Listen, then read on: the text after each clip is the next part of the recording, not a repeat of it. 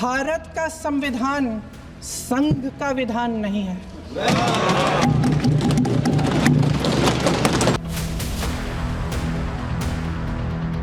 मैं इस सदन को याद दिलाना चाहती हूँ कि ऐसा डर का माहौल देश में अंग्रेजों के राज में था। ये देश कायरों के हाथों में ज़्यादा देर तक कभी नहीं रहा। ये देश उठेगा, ये देश लड़ेगा, सत्य मांगेगा। पक्ष और प्रतिपक्ष संसद में मुखर है। बात इतनी है कि कोई पुल बना है। संविधान की 75 वर्ष की यात्रा पर लोकसभा की चर्चा शुरू हुई तो दुष्यंत कुमार के ये शब्द हूबहू सच का आईना बन बैठे। और इससे बड़ा संयोग क्या होगा कि संविधान की आत्मा किसने जिंदा रखी है। इस बात पर आज के विपक्ष की पहली आवाज वो प्रियंका गांधी वाड्रा बनी, जिनके परिवार ने 75 वर्ष की यात्रा में 50 वर्ष से ज्यादा सत्ता में बिताए हैं, जिनकी दादी पर आपातकाल थोपने का दाग है, जिनके पिता की नाक के नीचे बड़ा पेड़ गिरता है तो धरती हिलती है जैसे बेशर्मी छिपी है, जिनकी मां और भाई की देखरेख में वो यूपीए सरकार चली है, जिसमें देश के संसाधनों पर पहला हक वोट बैंक को सौंपने का आरोप है। लेकिन एक और गांधी के तौर पर पहली बार संसद में बोलने आई प्रियंका गांधी का ये फर्स्ट डे फर्स्ट शो ये साबित करने की पुरजोर कोशिशों में बीता कि आज संविधान को मारा जा रहा है। जहां भाईचारा और अपनापन होता था, जहां हमारे संविधान ने एकता का सुरक्षा कवच दिया था, वहां शक और घृणा के बीज बोए जा रहे हैं। एकता का सुरक्षा कवच तोड़ा जा रहा है। प्रधानमंत्री जी यहां सदन में संविधान की किताब को यूं माथे से लगाते हैं, लेकिन संभल में, हाथरस में, मणिपुर में जब न्याय की गुहार आती है, उठती है, तो उनके माथे पे शिकन तक नहीं आता। प्रियंका के शब्द पहने थे, प्रियंका के शब्दों में तीखापन था। प्रियंका नरेंद्र मोदी को कटघरे में खड़ा करने की पूरी तैयारी के साथ संसद में डटी थी।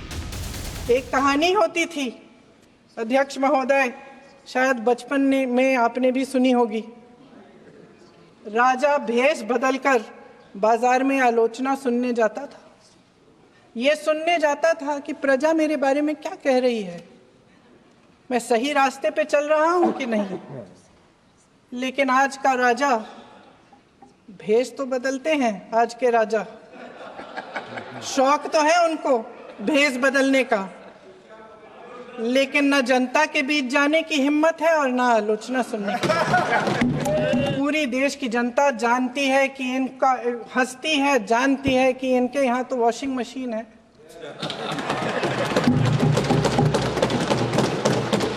तो यहाँ से वहां जाता है, वो धुल जाता है। इस तरफ दाग, उस तरफ स्वच्छता। और मेरे कई ऐसे साथी हैं जो इस तरफ होते थे, उस तरफ चले गए। मुझे दिख भी रहे हैं, वॉशिंग मशीन में शायद धुल गए हैं। प्रियंका मानो आज संसद से ये संदेश देने आई थी कि नरेंद्र मोदी को नई चुनौती अब उनसे है। इनकी गंभीरता का प्रमाण ये है कि जब चुनाव में पूरे विपक्ष ने जोर से जोरदार आवाज उठाई कि ये जाति जनगणना होनी चाहिए, तो इनका जवाब देखिए। इनका जवाब भैंस भाग भैंस चुरा लेंगे, मंगलसूत्र चुरा लेंगे। संभल के कुछ लोग आए थे हमसे मिलने जो मृतकों के परिवार के सदस्य थे। उसमें 2 बच्चे थे, अदनान और उजैर। अब सुनिए। उसमें 2 बच्चे थे, अदनान और उजैर।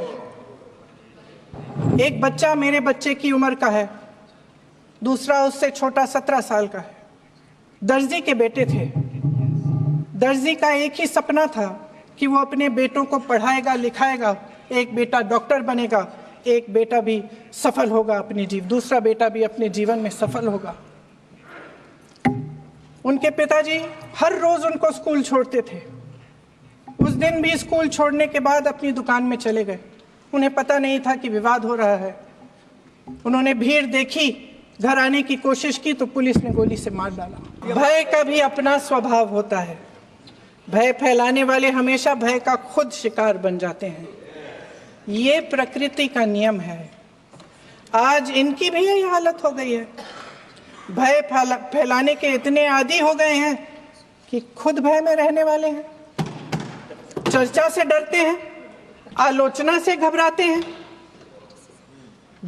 कई दिनों से हम मांग रहे हैं कि चर्चा करिए, लेकिन चर्चा करने की हिम्मत ही नहीं है। ये संयोग भी अजब था कि संसद में प्रियंका गांधी वाड्रा के ठीक बाद विपक्ष की आवाज अखिलेश यादव बने। ऐसा लगा मानो प्रियंका अखिलेश की साझा टक्कर मोदी से उसी तरह हो रही है जैसे कुछ हफ्तों पहले तक संसद में राहुल अखिलेश साझा तौर पर मोदी सरकार से भिड़ते थे। ये अध्यक्ष महोदय कैसी चर्चा संविधान की जो है बिना प्रधान की। न मेरा है न तेरा है, ये हिंदुस्तान सबका है। नहीं समझी गई ये बात तो नुकसान सबका है। बाबा साहब भीमराव अम्बेडकर जी का दिया हुआ संविधान को बदलने का सपना नहीं देखा जाएगा। अखिलेश के दिल में संभल का वोट बैंक फंसा है। संसद में वो ये बात पहले ही साफ कर चुके हैं और ऐसे में जब बात संविधान की 75 वर्ष की यात्रा पर हो रही थी तो संभल अखिलेश का मुद्दा भी था, उनकी सियासत का मौजू भी। और अब तो उपासना करने पर भी दिक्कत है, क्योंकि हर मस्जिद के नीचे मंदिर खोजने वाले तत्व इस देश को शांति से रखना ही नहीं चाहते हैं। प्रियंका और अखिलेश की अगुवाई में विपक्ष संविधान बचाओ की लड़ाई का दावा कर रहा था तो सरकार के पक्ष से सबसे बड़ा जवाब राजनाथ सिंह का था। अध्यक्ष महोदय, आज मैं देखता हूं कि विपक्ष के कई नेता संविधान की प्रति अपनी जेब में रखकर घूमते हैं। असल में उन्होंने बचपन से ही यही सीखा है। उन्होंने पीढ़ियों से अपने परिवार में संविधान को जेब में ही रखे देखा।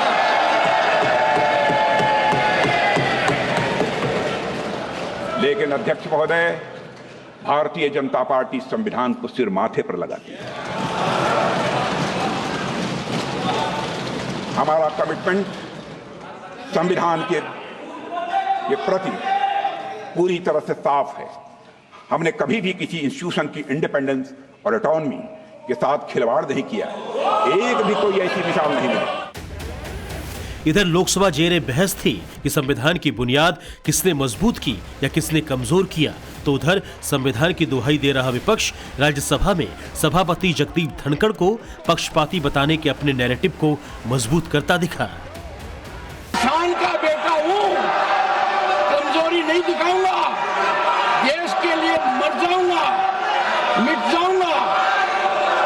कि किसान का बेटा यहाँ क्यों बैठा है, मैं आंखों से देख रहा हूँ, पीड़ा महसूस कर रहा हूँ। मैं किसान मजदूर का बेटा, मैं खुद तुमसे भी ज्यादा हमारे लिए छड़ते हैं, कितना कष्ट थोड़ा सा दिल टटोलिए, आपसे भी ज्यादा मैं सहना। संविधान, संवैधानिक मर्यादाएं, बीते 2-3 वर्ष से ये शब्द राजनीति के केंद्र में सिर्फ और सिर्फ नरेंद्र मोदी से राजनीतिक लड़ाई के नाम पर है। नरेंद्र मोदी का अपना विजन है, अपना मिशन है। लोकसभा में संविधान के 75 साल पर शुरू हुई चर्चा के दौरान वो प्रयागराज महाकुंभ की तैयारियों को परख रहे थे, लेकिन विपक्ष के पाले से आ रहे एक एक सवाल का जवाब देने वो लोकसभा में शनिवार को आएंगे। संविधान के 75 साल पर लोकसभा के बाद राज्यसभा में भी चर्चा होगी। देश को इंतजार रहेगा कि संसद के दोनों सदनों में मंथन से संविधान के सम्मान का अमृत क्या निकला, संविधान के अपमान का विष किसके हिस्से का है। फिलहाल तो संसद की बहस में अपने फर्स्ट शो में प्रियंका कहां तक खरी उतरी, कांग्रेस की पूरी चिंता इसी बात पर टिकी थी। Wonderful speech. Better than my maiden speech. Let's put it like that. So Priyanka ji ma'am. Excellent. Excellent speech, very good. All the facts she put before the government and how the constitution is misusing. We are very happy about her performance. Priyanka के performance से कांग्रेस नेतृत्व खुश है, लेकिन बात इतनी है कि संविधान की यात्रा को वो आगे क्या मोड़ देंगी। कोई नई रवायत शुरू करेंगी या फिर उनकी राजनीति में भी वही होगा जैसे दुष्यंत ने कहा था, पक्ष और प्रतिपक्ष संसद में मुखर है। बात इतनी है कि कोई पुल बना है।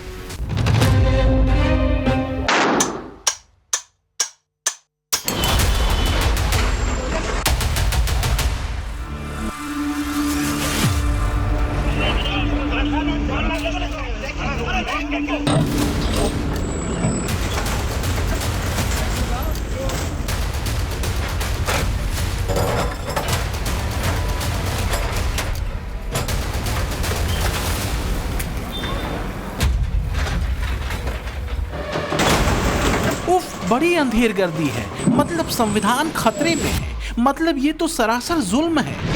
अमा सिर्फ जुल्म नहीं, ये तो जुल्म की इंतहा है। हाय रे, इसीलिए तो कहते हैं यूपी में कानून कहाँ है। संभल में अतिक्रमण पर चलते योगी के बुलडोजर के छलांग मारकर हुजूर आला के घर का रुख करने की खबर आई। हुजूर पीड़ित हुए और कहा ये ध्वस्तीकरण वाला नोटिस यूं ही नहीं चला है, ये असल मुद्दों पर पर्दा डालने के लिए आगे बढ़ा है। देखिए, मैं कानूनी रूप से उसका मैं जवाब दूंगा, लेकिन कोई इस प्रकार की जो बात करना है सिवाय सिर्फ इसलिए है क्योंकि ये जो घटना हुई है उस पर पर्दा डालने के लिए, मेरी आवाज़ यहाँ की जनता की आवाज़ को दबाने की, लेकिन इस चीज़ से कुछ हासिल नहीं होगा। और मैं उसका लीगली, इन्होंने मुझे नोटिस दिया, लीगली मेरे वकील के माध्यम से मैं जवाब जमा करा। तो यूं ही नहीं खलबली मची है बाबा के बुलडोजर से संभल में। संभला नहीं जा रहा है, न तो अतिक्रमणकारियों से, न तो उन पर वरद हस्त रखने वाले उनके प्रतिनिधि से। एक से एक केस है संभल में। बिजली चोरी तो छोड़िए, बिजली के खंभे की चोरी से लेकर अतिक्रमण तक के एक से बढ़कर एक मामले सामने आ रहे हैं। लेकिन सांसद जी का मामला थोड़ा अलग है। इस मामले में 5 दिसंबर को प्रशासन ने समाजवादी सांसद जियाउर रहमान बर्क को नोटिस भेजा था। गुरुवार तक जवाब देना था, समय तो निकल गया।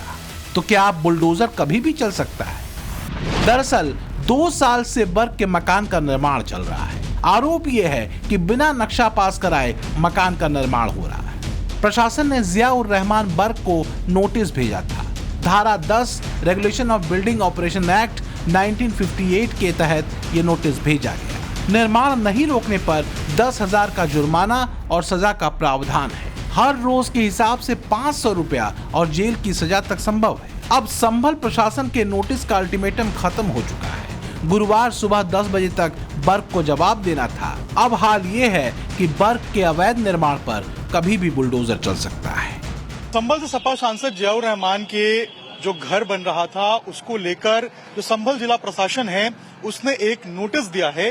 नोटिस में इस बात का जिक्र है कि सपा सांसद जियाउर रहमान जो घर बना रहे हैं, अपना जो बिल्डिंग बना रहे हैं, वो नक्शा जो पारित कराना होता है वो नक्शा उन्होंने पारित नहीं कराया है और ये जो बिल्डिंग रेगुलेटिंग एक्ट है उसका उल्लंघन है। उसी घर के बाहर हम मौजूद है। सपा सांसद का ये घर है, जियाउर रहमान का ये घर है और इनके दादा भी जो हैं वो भी शफीकुर रहमान बर्क यहाँ से सांसद थे। और जियाउर रहमान ने भी आज अपना जो बयान दिया है उसमें कहा है कि वो लीगल तरीके से अपनी बात को रखेंगे। इसके अलावा उन्होंने ये भी कहा है कि जो भी ये कार्रवाई की जा रही है वो बिल्कुल गलत की जा रही है, राजनीति से प्रेरित ये कार्रवाई है और उन्होंने इस पूरे कार्रवाई को गलत बताया। उन्होंने कहा है किसी भी तरह का ऐसा कंस्ट्रक्शन नहीं हो रहा है।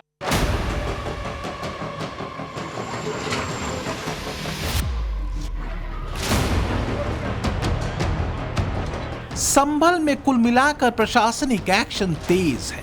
अतिक्रमण पर प्रशासनिक बुलडोजर तो चल ही रहा है। सोमवार को संभल हिंसा मामले में तलाशी अभियान भी चला था, जिसमें 13 घरों में तलाशी की गई। इस तलाशी अभियान में 2 घरों से हथियार और कारतूस बरामद हुए थे। अब जियाउर रहमान बर्क के निर्माणाधीन मकान पर पीले पंजे का खतरा मंडरा रहा है। कोई भी आप निर्माण कराते हैं तो उससे पहले परमिशन आवश्यक होती है। तो ऐसा नहीं है कि किसी एक विशेष व्यक्ति को दिया गया है। हमने वहाँ बहुत से नोटिस जारी किए हैं, तो उसी के क्रम में इनके पास भी नोटिस गया है। इसमें 2 प्रोविज़न होते हैं। एक तो अर्थदंड का प्रावधान होता है यदि आपने उस कार्य को नहीं रोका है, और यदि अर्थदंड आपके द्वारा नहीं भरा जाता है तो उसके बाद सील करने की या ध्वस्तीकरण की भी कार्रवाई होती है।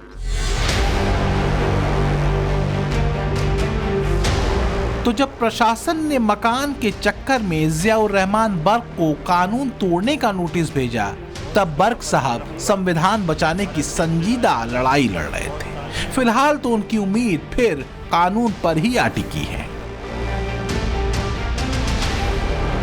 मुद्दे दोबारा से उखाड़ना चाहते हो जिनका कोई मतलब नहीं बनता, तो अभी देश का कानून ख़त्म नहीं हुआ है, अभी न्यायालय जिंदा है। और ऐसा नहीं है बीजेपी की सरकार हमेशा कोई जिंदा रहेगी। इस प्रकार की आप ये जो अंजाम दे रहे हो सरासर गलत है, और हम इस देश के कानून पे, न्यायालय पे पूरा यकीन रखते हैं कि हमें वहाँ से इंसाफ मिलेगा। बड़ा विचित्र हाल है। बात बात पे लोग घर, जबकि सुप्रीम कोर्ट के निर्देश आ चुके, तब भी जो है लगातार ये लोग जो है बुलडोजर चला रहे हैं, गिरा रहे हैं, और ये जो है बहुत गलत काम है। संबल सांसद जिस पार्टी से सांसद है उसका नियम और कायदों से सामान्यतः कोई संबंध नहीं है, न संवैधानिक परंपराओं से उसका संबंध है समाजवादी पार्टी का।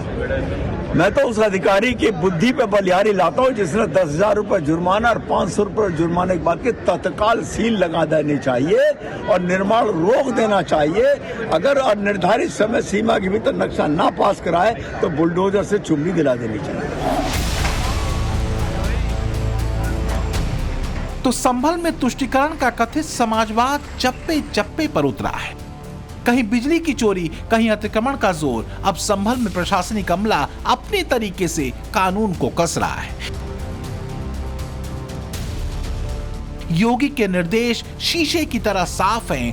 कानून के पैमाने पर अगर कहीं भी कुछ भी गैर कानूनी लगे तो एक्शन फौरन होना चाहिए।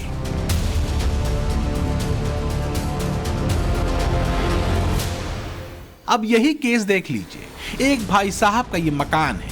मकान के एक कोने में खंभा है। खंभा बिजली का है, सरकारी है। बिजली के खंभे को भाईजान ने घर में पचा लिया। Vikrant Massey. I'm normally not short for words, but seeing you sitting here with me, a little bit of goosebumps coming up, and the body of work that you've done, truly impressive. But, everybody's got one question on their mind. You've given a clarification that you're not retiring anytime soon. But what made you make that statement that you're taking a break? It sounded like a retirement plan, and then you came back with a clarification. क्या हो रहा था दिमाग में विक्रांत मैसी? क्या है जो आज आप खुलकर हमारे यहाँ ऑडियंस को और हमारे लाखों करोड़ों दर्शक जो देख रहे हैं उनको बताइए। सबसे पहले तो thank you so much, you are too generous. I would really want to thank the Times Network for inviting me here. It truly is an honor. And रहा जवाब आपके सवाल का, and as promised हम खुल के बात करेंगे, हम दिल खोल के बात करेंगे। बिल्कुल। Frankly speaking, yes. The last few years have, as I mentioned in that post, have been truly phenomenal. I probably reflect upon the year gone by with utmost humility and gratitude कि जो चीजें मैंने शायद मांगी थी उससे कहीं ज्यादा मिला। I am an artist who's been working for the last 21 years professionally, but especially post 12th fail, it's really been remarkable.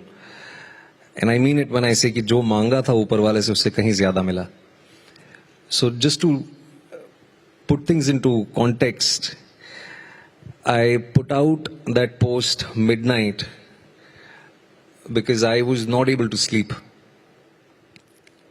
क्योंकि अगले दिन the Honorable Prime Minister, Mr. Narendra Modi ji, was going to watch my film. And the entire cabinet was going to watch my film, The Sabarmati Report. And I was on a call with my wife and we were chatting, and just to sort of briefly put it, मैंने सोचा ही नहीं था कि ये सब होगा जीवन में. 12th फेल कर ली, पूरे देश में लोगों ने उस फिल्म को इतना सराहा, मेरे काम को इतना सराहा. मेरा सपना था कि मुझे कभी फिल्म फेयर अवार्ड मिले, वो भी मिल गया. And pardon me, I might be sounding borderline pompous, but I'm trying to be as honest as I can. Filmfare award मिल गया. पिछले महीने श्री अमिताभ बच्चन जी के साथ बैठ के चर्चा करने का मौका मिल गया, वो भी एक सपना पूरा हो गया. एक मिडिल क्लास फैमिली के लिए देश के प्रधानमंत्री के साथ मिलना ही बहुत बड़ी चीज होती है. 11 साल में उन्होंने एक फिल्म देखी है, वो है मेरी film. And I personally felt that was the right moment when the honourable prime minister of my country is going to watch a film which is so close to my heart. अब यहां से तो बेहतर होना पड़ेगा. जब आप ये recognize करते हैं कि there is not much within you as a creative artist to offer, whether you're on a high or a low, the most basic thing one does is take a break, recalibrate and better themselves. तो मैंने भी वही करने की कोशिश की, पर दिक्कत ही हो गई कि मैंने कुछ ज्यादा ही अंग्रेजी लिख दी उस पोस्ट में. बहुत लोगों को समझ नहीं आया. बट या I had to come out with the clarification the next day, and I still stand by it that for me to be in that chamber with him, with all the honorable dignitaries, and simultaneously the kind of love and adulation that the Sabarmati report has got has really sort of made me want to better myself as an actor. That was the primary reason. दिल पे कुछ तो बोझ होगा कि ये शब्द निकले, ये लफ्ज निकले, वो वर्ड्स निकले. नॉर्मली ऐसा नहीं होता. कुछ ना कुछ आपके जहन में होगा, क्योंकि yes, you got a lot of accolades for the film before that 12th fail. लेकिन साबरमती रिपोर्ट आपको जितनी recognition मिली, और आपने खुद बताया कि प्रधानमंत्री जी देख रहे हैं पूरे कैबिनेट के साथ, तो इससे ऊपर क्या जाएगा. लेकिन बहुत से लोगों ने बहुत कुछ कहा भी, और आजकल विशियस हैं. ट्रोल्स या स्टेटमेंट्स बहुत विशियस होते हैं. उन्होंने इसे प्रोपेगेंडा फिल्म कहा. उन्होंने कहा कि आजकल तो दो ही शब्द हैं, या आप लिबरल इकोसिस्टम से हैं या आप भक्त हैं. तो आप एक भक्त इकोसिस्टम से हैं और आपने यू टर्न मारा है अपना इंटेलेक्चुअल आइडियोलॉजी से. फर्क पड़ता है उन चीजों का, but I very firmly stand by not a U-turn, but I would want to say I've evolved as a person. But the kind of vitriolic comments, the kind of, you spoke about this thing on your channel, which I saw, and most people here know of certain things that were out there in the media. When my family got dragged in, when there were intimidating threats on social media, on my private mobile number. If you're not affected by it, there's something wrong with you.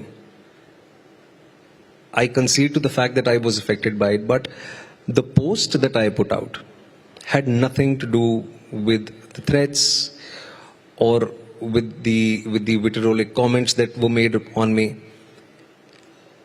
मैंने ये चीज भी समझी over a period of time कि my reality could be your propaganda. But I will stand by my reality. अगर आप मेरी सच्चाई पे विश्वास नहीं करते हैं और अगर आप उस पे सवाल उठाते हैं, मैं अपनी तरफ से अपनी कला के माध्यम से, या अगर मैं आपको व्यक्तिगत रूप से जानता हूं तो आपके साथ बैठ के बात करने की कोशिश करूंगा. लेकिन अगर तब भी आपके दिमाग में बात नहीं जा रही है तो गॉड ब्लेस यू. हम बात करते हैं योग करके लाइफ में बैलेंस लाने की. हम बात करते हैं पिछले 10-12 सालों से ओपनली हम मेंटल हेल्थ की बात कर रहे हैं, इमोशनल हेल्थ की बात कर रहे हैं, बैलेंस की बात कर रहे हैं. But what about balance of perspectives? और रहा सवाल साबरमती रिपोर्ट का, तो I am extremely proud to be associated with this film. और कहीं ना कहीं मैंने ये जिद ठानी थी कि मुझे ये फिल्म इसीलिए करनी है क्योंकि 22 सालों में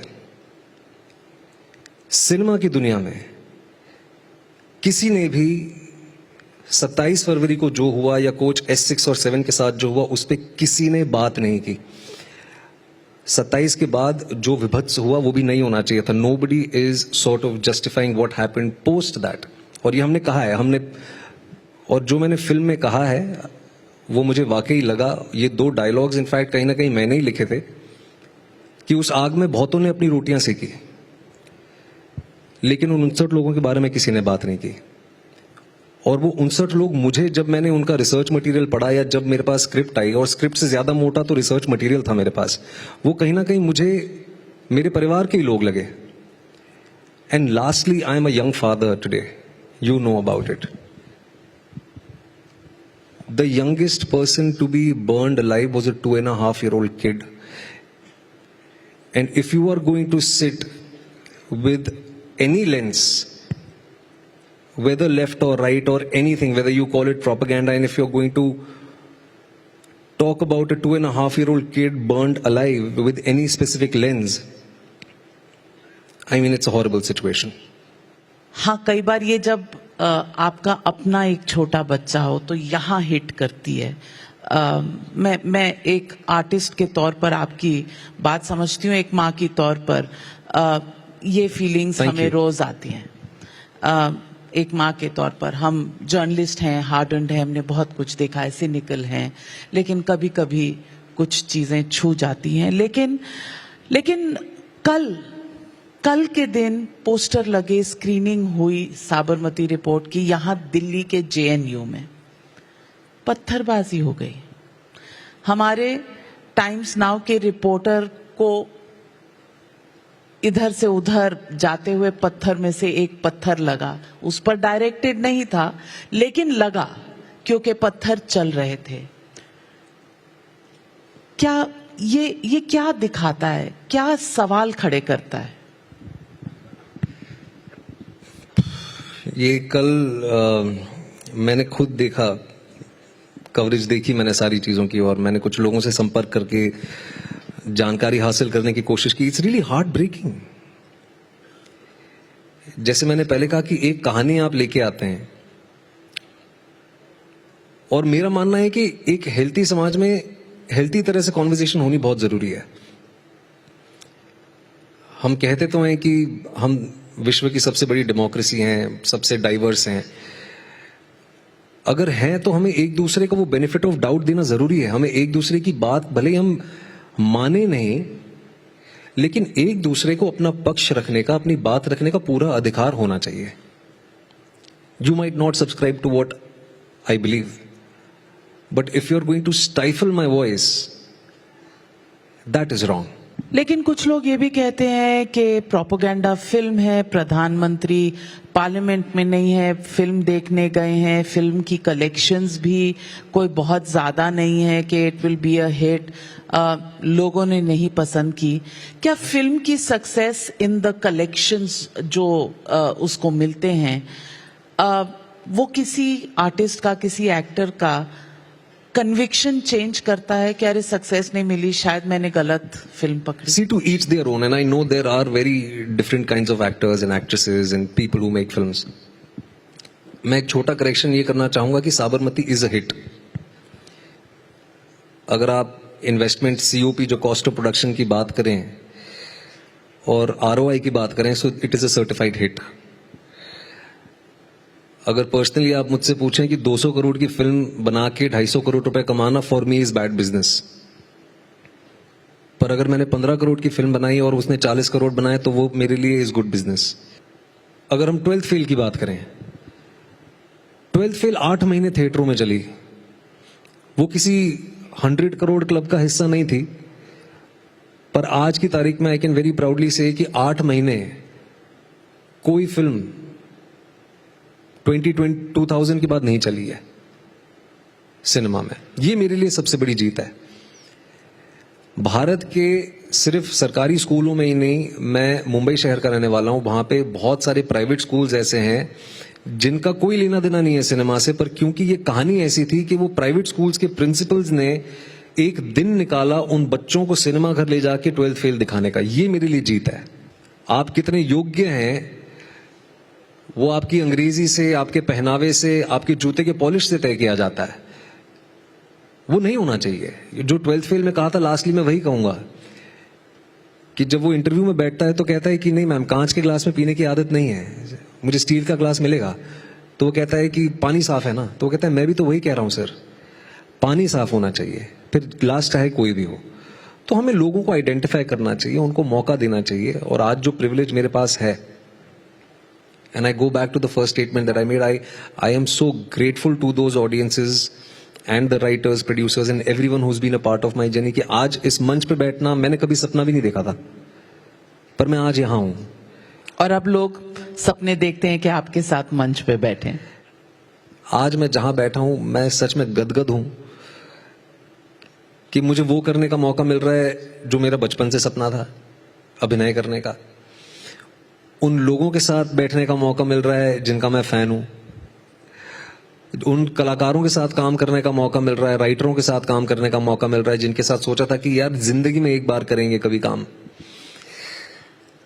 तो जब ये सारी चीजें आपके साथ होती है तो वो स्ट्रगल नहीं लगता, तब ऐसा लगता है कि यार वो जरूरी था शायद। और मुझे मैम जेन्युइनली अपने स्ट्रगल्स को ग्लोरीफाई करना थोड़ा अजीब सा लगता है, क्योंकि सच कहूं तो मैं मुंबई का रहने वाला हूं। अभिनय की दुनिया में ऐसे बहुत से लोग हैं जो अपने घरों को छोड़ के, अपने परिवारों को छोड़ के, अपने खेतों को, अपनी कोठियों को छोड़ के आते हैं। मेरे पास कम से come by the end of the day मेरे माँ के हाथ की गर्म रोटी थी। वो जो लोग हैं अपना घर बार छोड़ के आते हैं, 6 लोग एक कमरे में सोते हैं, 300 रुपए महीने का टिफिन का डब्बा ऑर्डर करते थे। वो मेरे दोस्तों की बात कर रहा हूं मैं, 2003-4 की बात कर रहा हूं। एक 1 बेडरूम फ्लैट होता था 450-550 स्क्वायर फीट का, उसमें अपनी कोठियां छोड़ के आए, 6 एकड़ की जमीन छोड़ के आए हुए हैं, क्योंकि भूत सवार है एक्टर बनने का या डायरेक्टर बनने का, राइटर बनने का। और उस 400-500 स्क्वायर फीट के घर में वो 6 लोग गद्दा बिछा के सो रहे हैं, वो 300 रुपए का डब्बा मंगा के खा रहे हैं, जिसमें उनको हफ्ते में 2 दिन चिकन मिलता था, लेकिन चिकन कम तेल ज्यादा होता था। तो उनके सामने मेरा स्ट्रगल कुछ नहीं है। इनसिक्योर करते हैं जब ये थ्रेट्स वगैरह आते हैं कि ये मेरी दुनिया असल में यही है, यहां मैं ग्राउंडेड हूं, बाकी आई गई बात है, आज है कल नहीं है। Ma'am, I have always believed in one thing, that my professional identity is not my identity. मैं सिर्फ एक एक्टर नहीं हूं, मैं अभिनय करना पसंद करता हूं, मैं लोगों की कहानियां सिनेमा के माध्यम से उन तक पहुंचाना चाहता हूं, पर सिर्फ वही मेरी आइडेंटिटी नहीं है।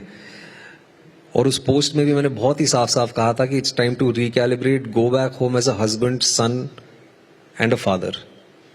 All of us are playing multiple roles in life. At this point in time, as I said, sitting in that screening room with the Honorable Prime Minister of my country is probably the highest point in my career. तो अब writer, director, actor, बहुत से roles explore करने की stage में चाह है. बिल्कुल है, बिल्कुल है. एक और चीज आपके बारे में मुझे बहुत अच्छी लगी, not just, and I am not a feminist जो झंडा उठा के चलते हैं, पर एक तस्वीर आपकी अपनी वाइफ के साथ देखी, आप उनके पैर छू रहे हैं. A lot of people would say actor है, स्टंट होगा, but what makes you do that, and what is it that goes on in your mind when you look at your relationship with your spouse?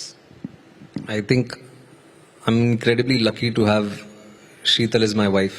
We've been together for almost a decade, married for 3 years now.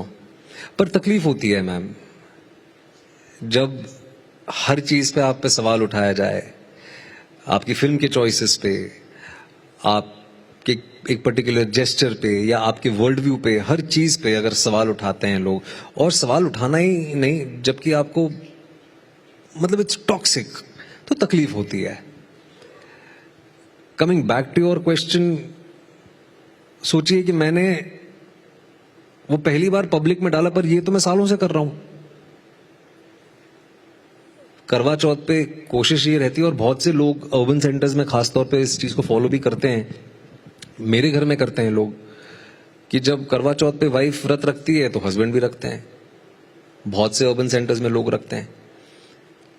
जब पत्नी पैर छूती है तो पति भी पैर छूता है, और मैं कर रहा हूं 3 साल से, जब से मेरी शादी हुई है। मैंने तो मंडप पे छुए थे, क्योंकि मेरा ये मानना है कि वो वाकई मेरे जीवन में लक्ष्मी है। जब से वो मेरे जीवन में आई है तब से मेरा बहुत अच्छा हुआ है, और वो मान सम्मान जो वो मुझे दे रही है मैं उनको वापस क्यों नहीं दे सकता। लेकिन उस पे भी प्रधानमंत्री ने आपसे क्या शब्द कहे?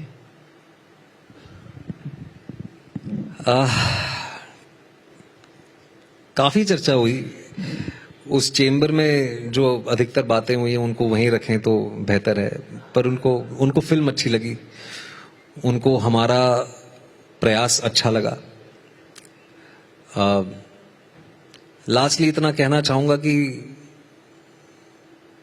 जितना मैं उस एक रात स्क्रीनिंग के एक रात पहले भावुक था, शायद वो भी उस स्क्रीनिंग पे उतने ही भावुक थे। उनकी आंखें नम देखी तो शायद इस बात से तसल्ली हुई कि एक सही प्रयास था हमारा, जो 22 साल पहले घटना घटी थी, उसको लोगों तक लाने में हमारा प्रयास ठीक था। एंड या Well, Vikrant Massey, what can I say?